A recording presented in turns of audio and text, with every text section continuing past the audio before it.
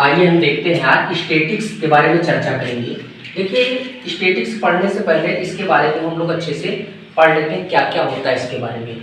ये बोर्ड में यानी कक्षा 10 में 11 से 12 नंबर का यहाँ से क्वेश्चंस पूछे जाते हैं, तो हमारे लिए बहुत ज़रूरी चीज़ें हैं। ठीक है, तो इसके बारे में पढ़ते हैं, देखते हैं क्या है स्टैटिक्स। स्टैटिक्स की पहले डिफिनेशन समझना है क्या। ठीक है, ये जो सांख्यिकी है, ठीक है, इसको हम जनरली याद कैसे करेंगे कि सांख्यिकी क्या है।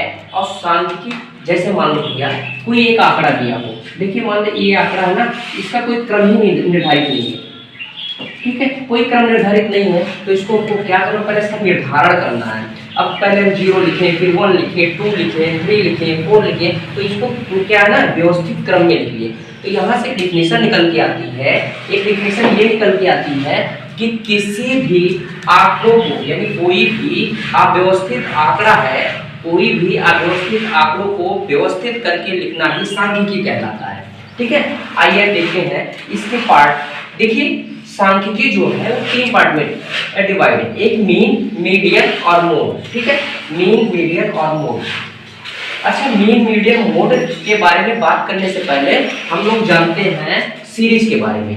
ठीक है, देखिए कुछ सीरीज चलती है, जैसे सीरीज यानी श्रेणी। ठीक है, एकदम बेसिक क्लास होने वाली है, इसके बारे में अच्छे से जान लेते हैं। सीरीज में एक सीरीज चलती है इंडिविजुअल सीरीज,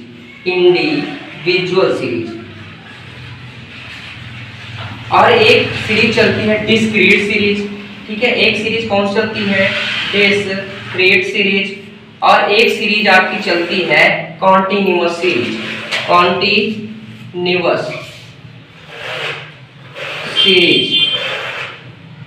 ध्यान से देखिए ये 3 प्रकार की सीरीज चलती है, और ये तीनों सीरीज यहाँ मीन में भी काम आएगी, मीडियन में भी लगेगी और मोड लगेगी। तो हम क्या करते हैं आज की क्लास में, जो बेसिक क्लास है, इसमें हम सीरीज के बारे में पढ़ लेते हैं कि सीरीज क्या होती है और कैसे चलती है और कैसे इसका प्रयोग करते हैं। आइए देखते हैं। देखिए ध्यान से देखिए, यहाँ जो इंडिविजुअल सीरीज है और ये डिस्क्रीट और कॉन्टिन्यूअस सीरीज, हिंदी में इसको बोलते हैं व्यक्तिगत श्रेणी, इसको बोलते हैं खंडित श्रेणी, और इसको क्या बोलते हैं, सतत श्रेणी। ठीक है, तो इनके बारे में जानते हैं कि है क्या।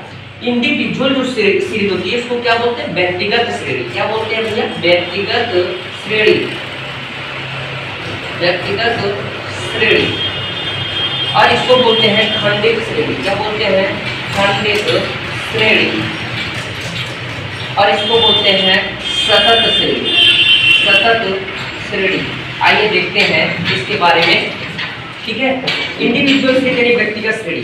देखिए मीन में क्या होता है, अगर कोई नॉर्मल, मीन का मतलब माध्य, इसको बोलते हैं हिंदी में माध्य बोलते हैं, और इसको बोलते हैं माध्यक या माध्यिका, माध्यिका बोलते हैं इसको, और इसको बोलते हैं मोड को बहुलक बोलते हैं।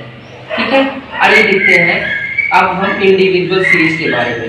देखिए 3 प्रकार से प्रश्न यहाँ पूछे जाते हैं। प्रश्न तो इंडिविजुअल सीरीज का ये आता है कि नॉर्मल से क्वेश्चन होगा एक लाइन में, जैसे दिया हो 2, 3, 4, 5, 6, 7, इस टाइप के ऐसे क्वेश्चन हो ना, और आपसे पूछे इनका औसत बताओ या इनका जो है मीन बताओ। नॉर्मल सा क्वेश्चन है, इनका मीन पूछ ले, और मीन का मतलब इसका माध्य निकालना है। ध्यान से देखिएगा, इसका माध्य निकालना है, यानी जब मीन निकालना है सीरीज, पहले सीरीज कौन सी हुई, सीरीज पता करेंगे। तो सीरीज कौन सी हुई, व्यक्तिगत श्रेणी, इसको बोलते हैं इंडिविजुअल सीरीज। कौन सी सीरीज है ये, इंडिविजुअल सीरीज।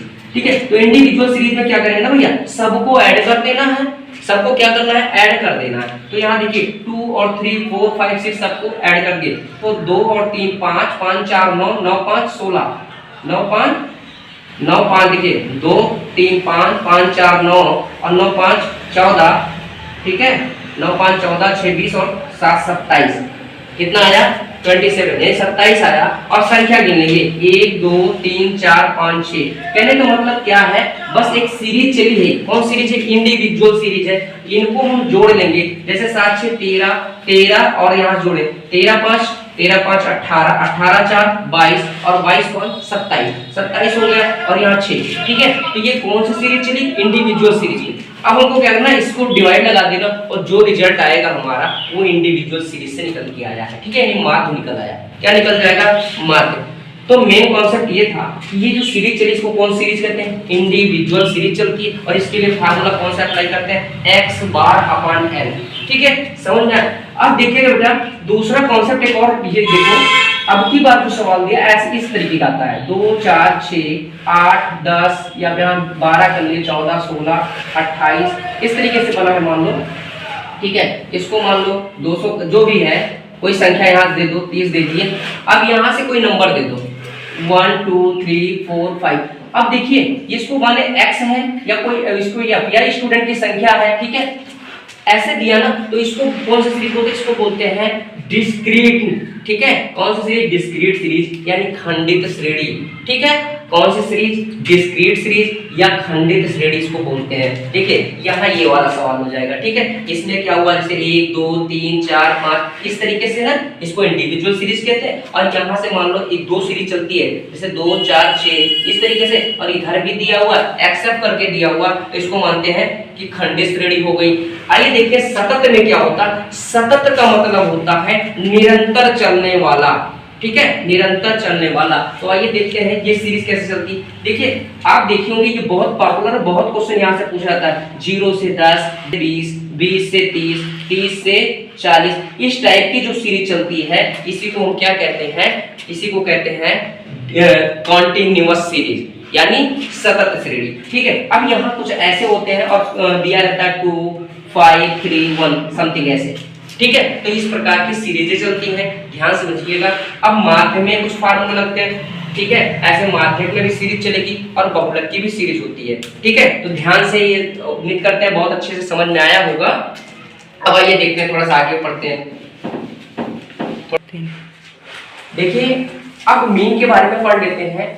इंडिविजुअल सीरीज हम लोग जान गए, ठीक है, डिस्क्रीट जान गए और कंटीन्यूअस सीरीज जान गए। ये तीनों सीरीज मीन में भी चलेगी, मीडियन में भी चलेगी और मोड में भी चलेगी। अब देखिए और ध्यान से समझते हैं बेटा, यहाँ जो मीन है ना, मीन का जो इंडिविजुअल का फार्मूला क्या निकल गया, x बार बाई n यानी x बार अपॉन n। ठीक है, अगला एक फार्मूला इसमें ये लगेगा sigma fx upon sigma f। ये कौन सा है ना, अगर आपको समांतर माध्य निकालना हो, क्या निकालना हो, समांतर माध्य निकालना हो, और किस विधि से निकालना हो, साधारण विधि से। इस पे हम चर्चा करेंगे आगे। साधारण विधि से निकालना हो तो sigma fx upon sigma f, ये डिस्क्रीट सीरीज लगेगी, तो ये फार्मूला हम अप्लाई करेंगे वहां।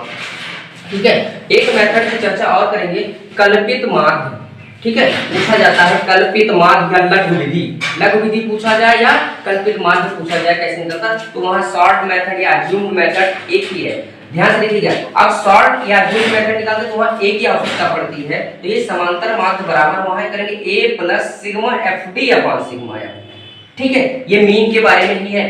अब देखिए, अब यहां से क्या ना, अगर हमको एक सवाल यही सवाल सेम होगा लेकिन निकालना होगा पद विचलन विधि से, तो वहां एक फार्मूला लगाएंगे a plus sigma fd upon sigma f into h। अब यहाँ या तो I भी लिखा हो सकता है। ठीक है, तो अभी इस पर हम चर्चा करेंगे। ठीक है, इसके पहले आइए कुछ क्वेश्चंस देखते हैं मीन के।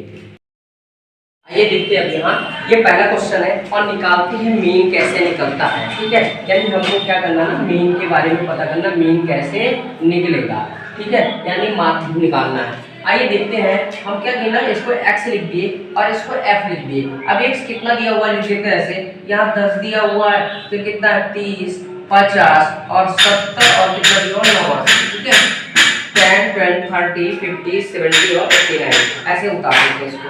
f कितना दिया हुआ है, 7 दिया हुआ है, 8 दिया हुआ है, 10 दिया हुआ है और कितना दिया हुआ है 15 और 10 15 और 10। ठीक है, आइए इसको देखते हैं। ठीक है, अच्छा क्या करते हैं ना, इसका ध्यान रखिए, यहाँ हम टोटल लिख देते हैं या योग लिख देते हैं। ठीक है, इसको थोड़ा सा समझना, यहाँ या तो हम योग लिख देते हैं या इंग्लिश में टोटल लिख देते हैं। आइए देखते हैं, यहाँ जो यफ होता है ना भैया, एफ वाला यानी फ्रीक्वेंसी यानी बारंबारता इसको कहते हैं। ठीक है, इधर क्या होता है, ये एफ हो गया, ये एफ हो गया और इन दोनों का गुणा कर देते हैं एफ एक्स। क्या करेंगे, एफ एक्स। तो देखिए 10 का मल्टीप्लाई जब 7 के साथ करेंगे तो 7 का मल्टीप्लाई 0 से 0 हो गया और 7 का 1 से करोगे तो 7 आ गया।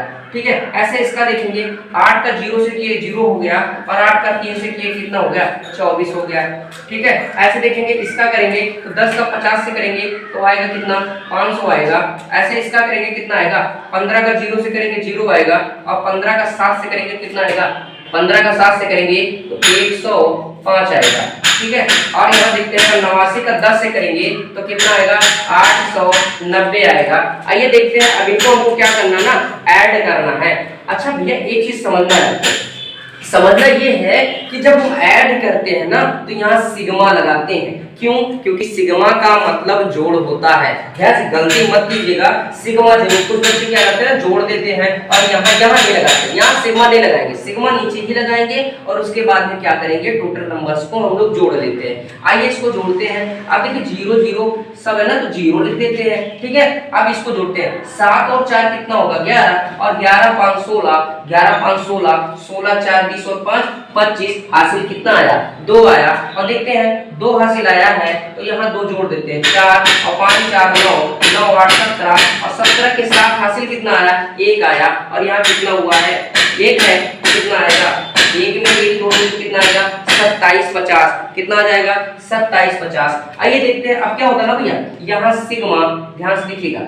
अच्छा यहाँ क्या था fx था तो सिग्मा fx भी लिख देते हैं, ठीक है। क्योंकि सिग्मा fx बराबर कितना है 27 50। फिर से समझे, पहले fx था सबका सामने क्या कर लिया हम गुणा लगा दिया, यानी x का गुणा f से, 10 का 7 से लगाए, 30 का 8 से लगाए, 50 का 10 से लगाए, 70 का 15 से लगाए, 89 का 10 से लगाए, ठीक है। और इनको हम क्या करते हैं टोटल कर लिए इनका और यहाँ टोटल जैसे करेंगे यहाँ सिग्मा लिख देंगे, सिग्मा का मतलब जोड़ लिया आपस में और fx का मतलब गुणा, जितना गुणा कराए थे उसको हम जोड़ लिए, ठीक है। तो सिग्मा fx हो गया। अब क्या करना है इसको भी जोड़ते हैं भैया, यानी जो ये pf दिया फ्रीक्वेंसी इसको भी जोड़ते हैं। 8 7 15 10 25 और 5 30 10 40 10 50 यानी जोड़ेंगे भैया तो यहाँ भी सिग्मा लिखेंगे। किसको जोड़ रहे हैं f वाले को, तो f हो गया तो सिग्मा f बराबर जोड़ने कितना आया 50 आया, ठीक है। अब इसको देखते हैं, अब इसको निकालते हैं ना मीन बराबर क्या फार्मूला बताए थे, एक फार्मूला आपसे बताया था x बार अपान n, तो वो इंडिविजुअल सीरीज का बताए थे। यहाँ लगेगा